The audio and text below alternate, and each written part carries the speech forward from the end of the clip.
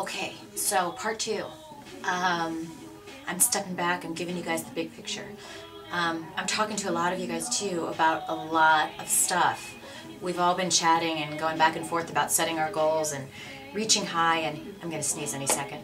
Having to, figure out what we really want, and I just encourage you, you guys. I mean, I'm not necessarily enjoying at this moment. When you just all of a sudden abruptly have everything you've been working on ripped out from underneath you, it's frustrating. I'm not gonna lie, but I'm just very excited. I'm leaving myself open to doing a lot of different things, and it's very exciting to think that I could be really, really jumping into something that I love and making a difference and using the skills and the experience that I have to do something I love instead of just, and again, I've never not loved my jobs. I've never really been, with the exception of one, maybe, never been in a situation where I was like getting ready to go to work every day like this.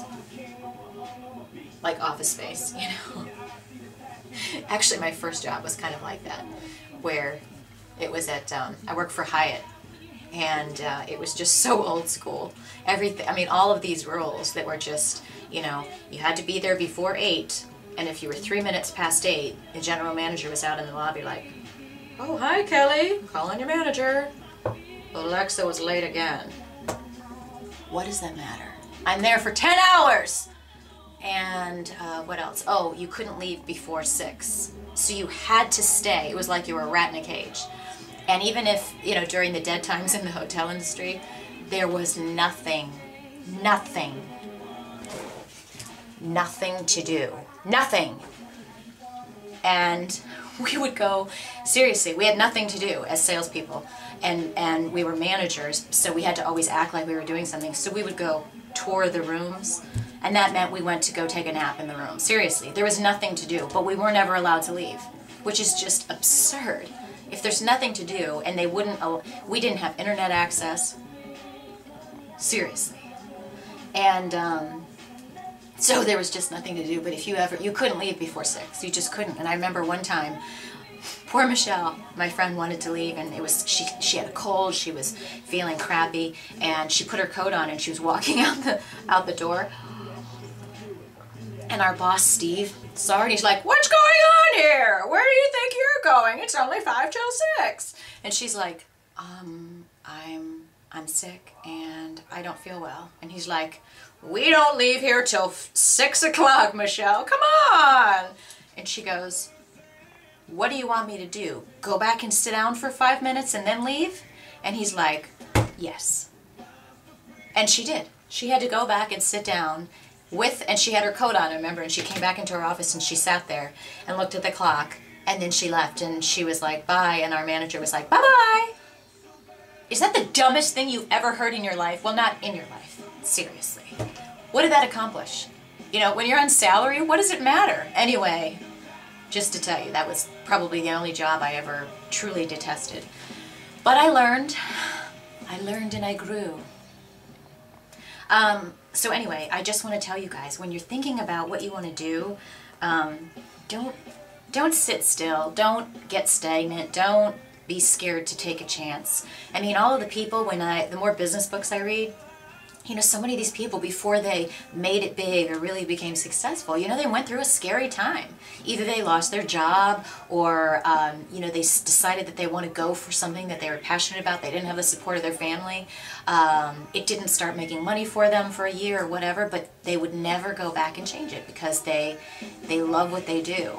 Now I'm talking about jobs there, but really it could be anything. Again, if it's a relationship, if you know that it's the right thing to do, make a move, because you might be stuck in something, but I assure you, if your gut's telling you, like those things I posted on here from Oprah, I think they said something about, if you have a gut feeling, go with it. It's there for a reason. If something's telling you to get out or make a move, then do it, and don't be scared.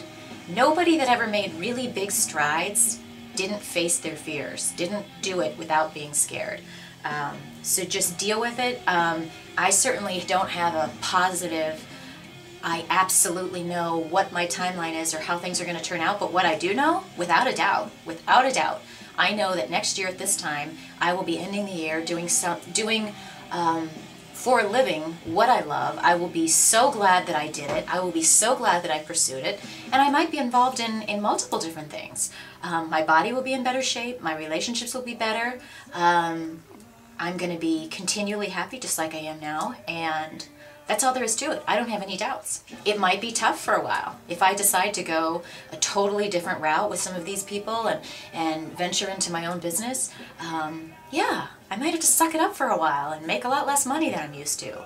But I'd rather do that and be rewarded in the end and be happy and not crazy along the way.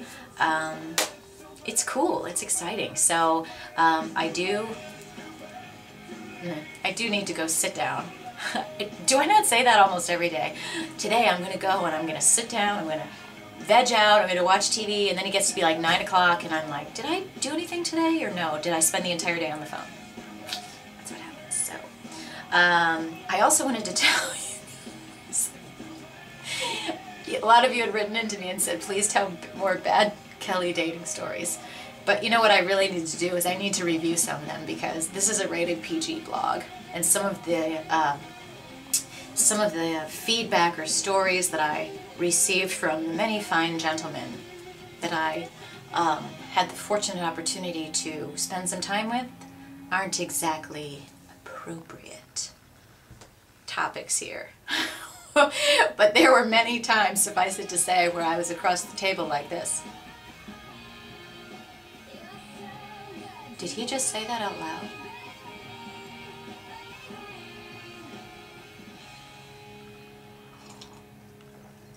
Yeah.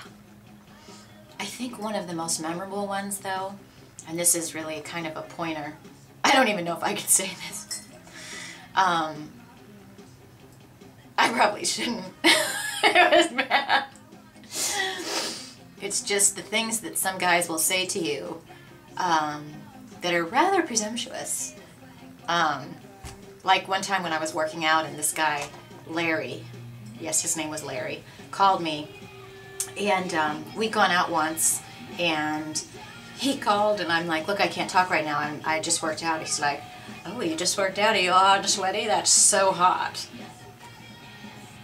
And I'm on the phone like this. Are you kidding me? Did you really just... Can you imagine like a girl saying that to a guy? Like, oh, are you serious? You just came from the gym? That's so hot. Were you grunting and groaning? I love that.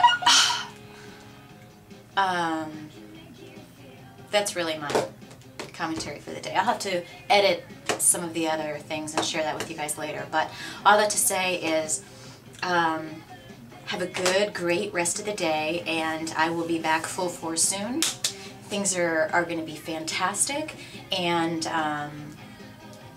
let's just keep it up. You guys are awesome. All my new Australia chick friends, wow, you guys rock my world, seriously. Wow, I'm blown away. I'm blown away by all you people. Do you know that? And I can't wait to do new, exciting things on this blog and bring you more video that's not just me. I mean, I know it's hard to not be able to get enough of me, but I want to share. Hopefully we'll have Jay on here pretty soon, maybe Laura. And like I told you, Jenny Lynn, some other names. You watch. You watch how quickly I work. I'm good that way. When I say I'm going to do something, I do it. That's all there is to it. Peace out. Talk to you guys later. Bye.